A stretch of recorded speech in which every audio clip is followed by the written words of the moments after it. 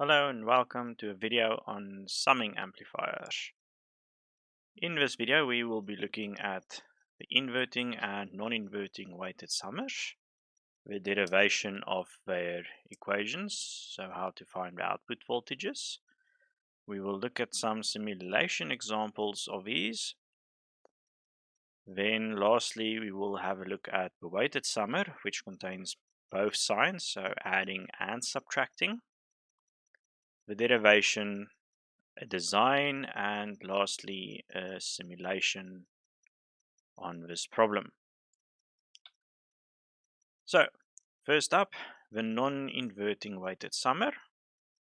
So it is an op-amp circuit with two inputs on the non-inverting terminal. So if we do the derivation, we can see that Vn is equal to Vp, the assumption, and it's not zero. And we make the assumption that there is no currents flowing into our op-amp. So we can find the equation from the inputs to the output using superposition. So if we make V2 a ground, then this resistor forms a voltage divider going to Vp here, okay? And the same happens when we make V1 a ground and keep V2 as the input. We also have a voltage divider going into our Vp here. Okay, and this amplifier, if we just take Vp as the input, is a non-inverting configuration for our operational amplifier. So the gain for this is the ratio of these two resistors plus 1. So using superposition principle, we can take the gain and add the two inputs that we found from the voltage division. Okay, so only two inputs, we have two voltage dividers. If we have multiple inputs, we have multiple voltage dividers. So designing the circuit with multiple input resistors becomes quite messy.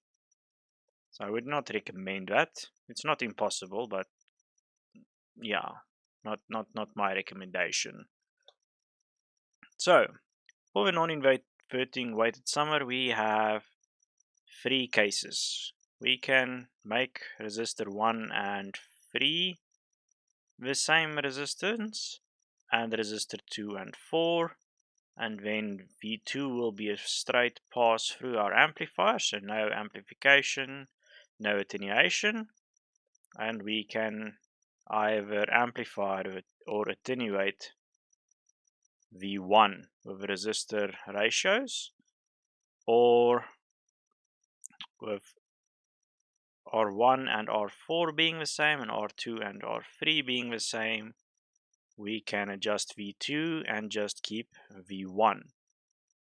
Lastly, if we make all the resistors the same value, it is straight addition of V2 and V1.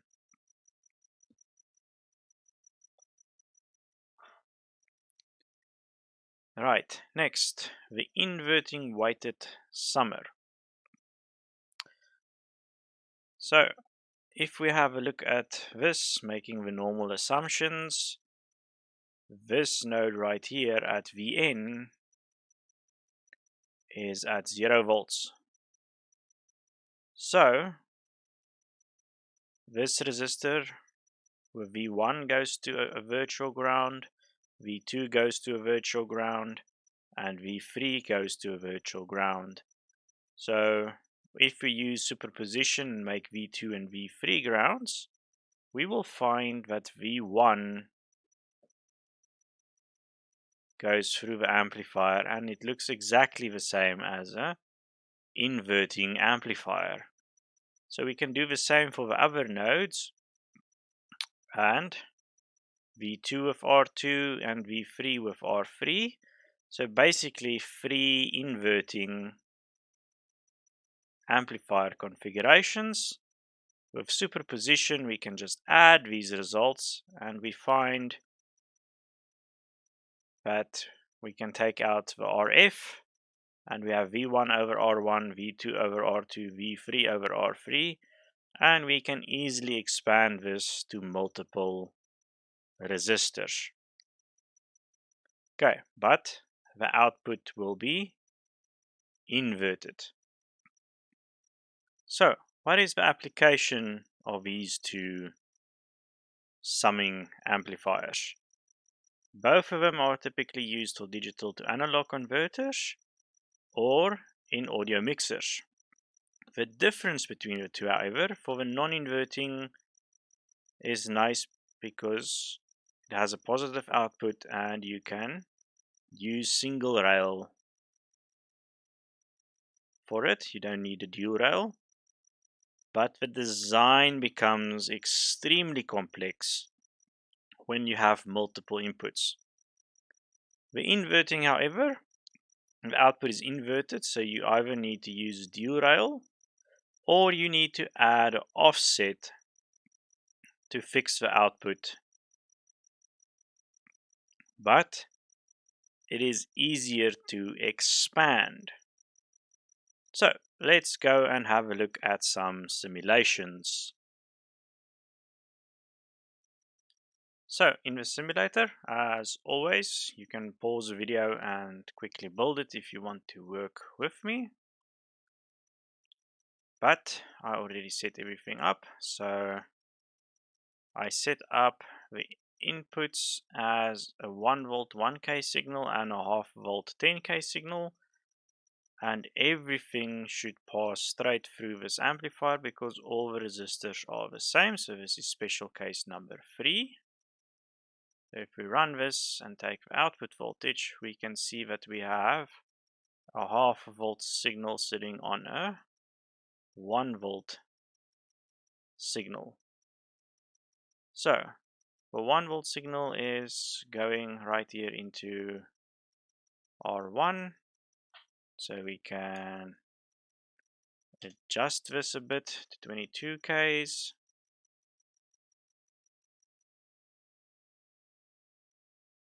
And if we make R4 the same value, this is special case number 1, then you can see that one of the signals is being amplified and the other is just passing straight through. So we can reverse the roles.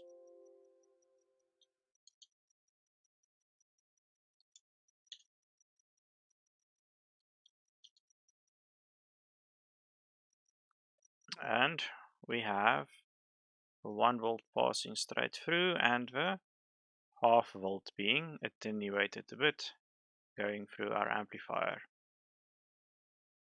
That is the inverting, non-inverting configuration. Let's have a look at a non-inverting DAC. So I already set up a non-inverting digital to analog converter.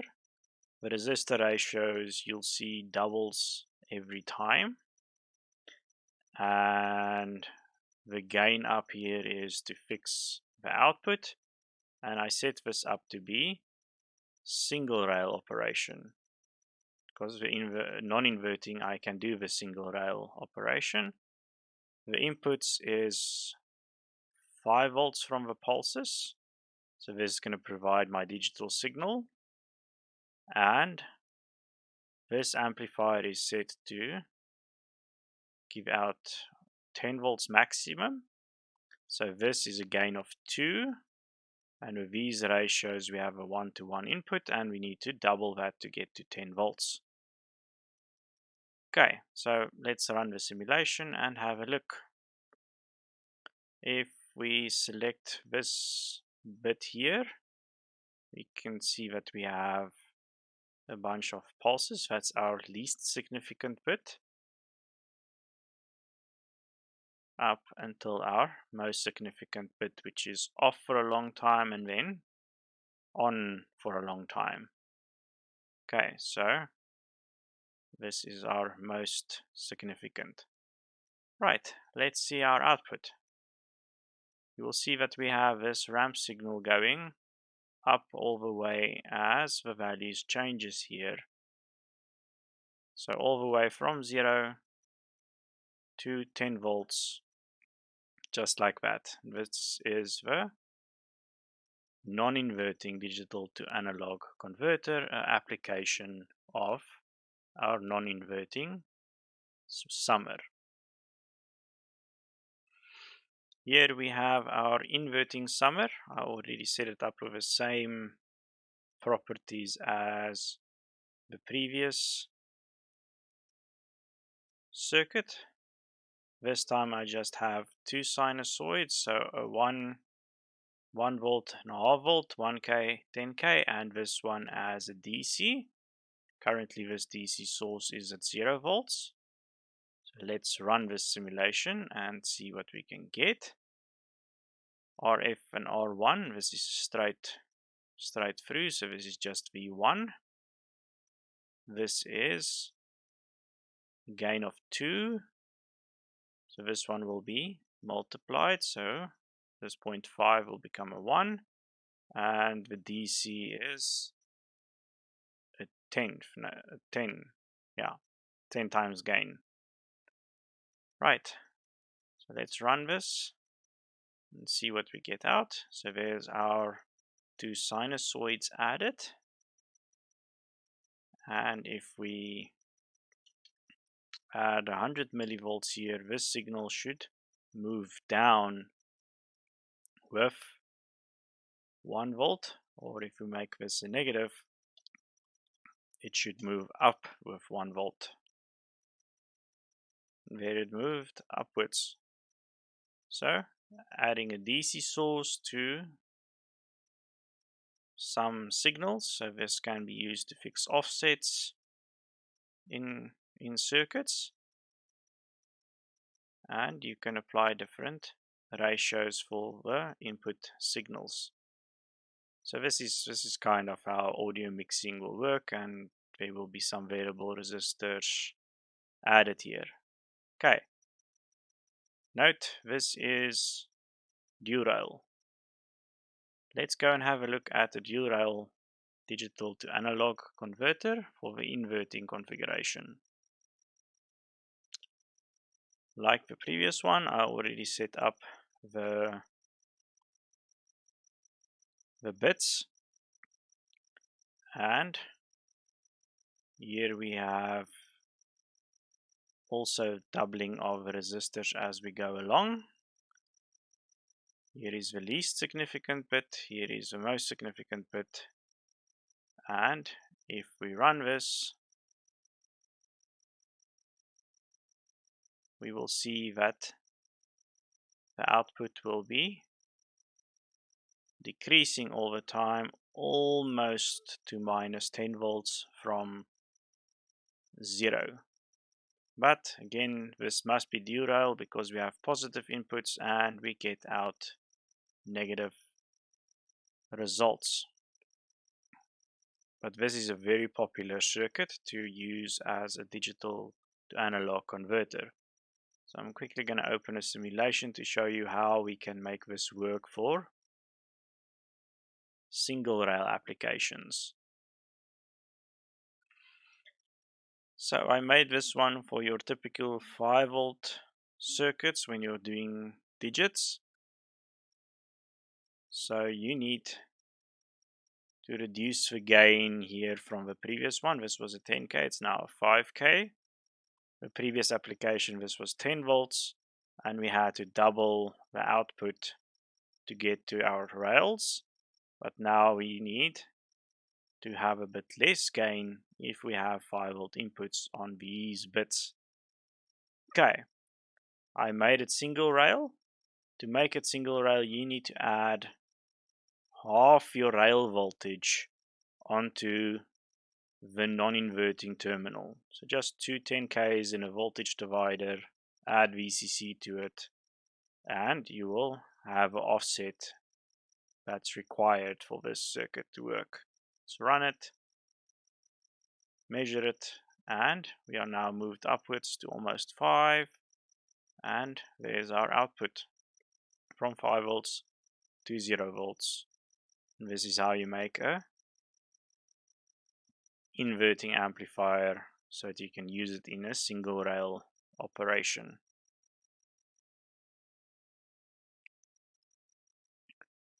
The problem for this video is the weighted summer that can do add and subtract, and our problem is to find output voltage using these different input voltages and have all the resistors in our equation. And then we need to design for 2 times V1 minus 3 times V2 plus 5 times V3 minus 7 times V4. Choose your lowest resistor to be 10 kilo ohms and give E12 values for the resistors. And I want a simulation at the end.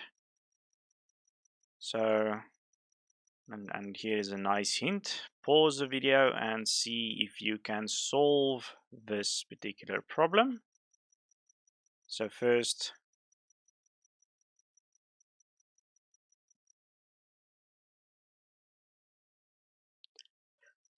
we need to derive equation, but to do this particular part, we need to remap some of the voltages afterwards because V2 is not at the subtracting part of this circuit. So let's see how we can get the equation. So the first thing to note is both amplifiers is in the inverting configuration and both is summing. So the first one's output is minus RA over the input resistors here, and the second one has 3 input resistors where the first op amp has a input into as well. We combine these two equations, we get a very long equation with multiple resistors. So there is different approaches that we can take. The first approach is to make RC and RB the same resistor values. So whatever is coming through from the first op amp is translated directly through to the output. And this reduces the equation that we have RAs for the first 2 resistors here and RCs for the second part's gain. This method is more accurate to use, and if you have to choose E12 resistors. The second approach is to make all 3 these resistors the same value, call it RF, and you get V1 and R2 and subtract V3 and V4 like this. This one is less accurate. Special case number 3 is you can expand this just by adding more resistors to the circuit.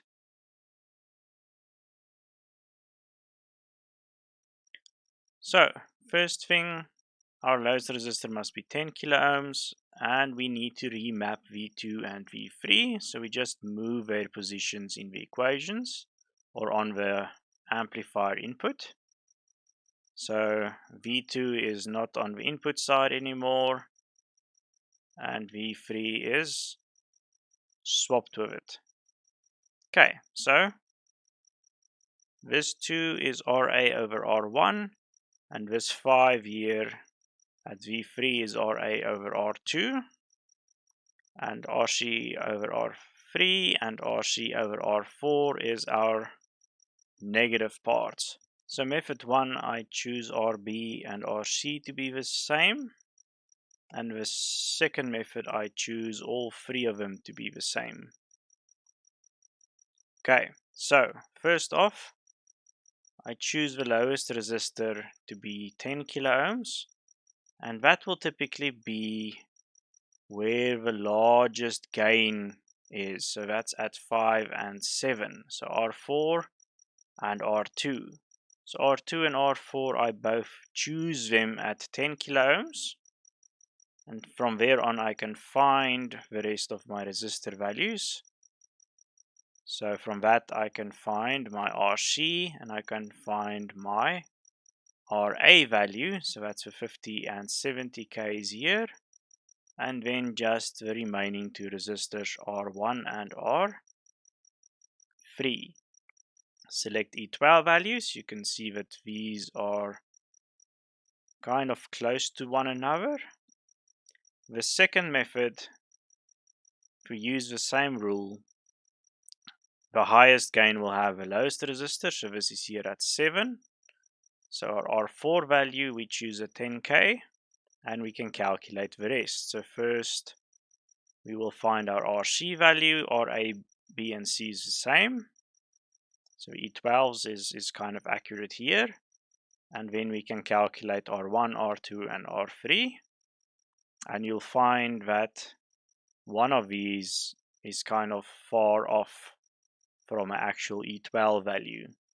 This is why the second method is sometimes a bit inaccurate. So, if we put 1 volt into each one of these in a simulation with resistors, the output should be 2 minus 3 plus 5 minus 7, that is minus 3 volts. So let's jump into the simulator and see if this thing is working correctly. So I took the resistors from our first method and implemented into this weighted summer. Note that I swapped V2 and V3's position so that we can actually have the equation that we designed. And I'm supplying 1 volt on each one of these inputs. So if we run this, our output should be minus 3 volts. And minus 3.0546 volts. And our weighted summer with adding and subtracting is working. So off camera, I quickly changed the resistor values for method 2 and our output should be a bit more inaccurate if we run the simulation. And minus 3.3 volts basically. So the choices of our resistors and the method we used has a large influence. Okay, and that is it for weighted summers and summers that can do subtraction. Thank you for watching.